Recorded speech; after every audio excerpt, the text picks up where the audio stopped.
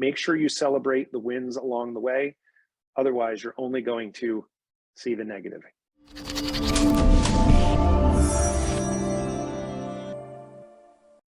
There's this thing called the negativity bias, right? Cognitive bias that results in adverse events having a more significant impact on our psychological state than positive events. To say that differently, if we have two things happen that are of the same gravity, one is positive and one is negative, we think about the negative event way more than the positive event.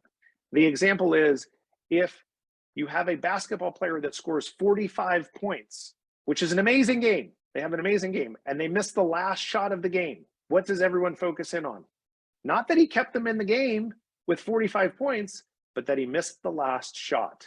That is the personification of the negativity bias. We are constantly seeing and thinking about things in a negative way. And it's really just a survival instinct. It is more impactful that we run away from the lion than we sit and smell the flowers, right? And so we just constantly have to be thinking about those things.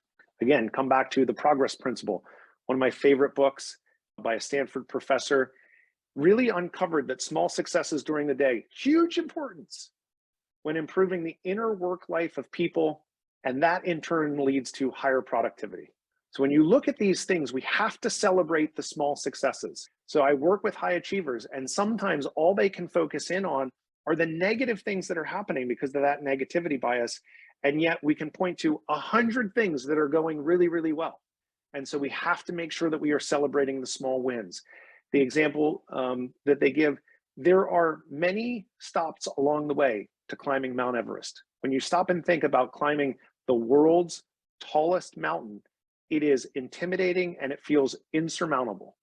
But when you say, I only have to climb 4,000 feet today, and I get to stop and take a break, and I get to do that again and again and again over the course of a predetermined set of time to get up the mountain, I can climb 4,000 feet a day. That's not insurmountable. And I celebrate my progress, which sustains me so that you can continue to do really hard things. And so the progress principle is super important. Make sure you celebrate the wins along the way. Otherwise, you're only going to see the negative. And I was just saying this, but if your thoughts, your feelings, or actions are not serving you, then you change them. You are the CEO of your own life.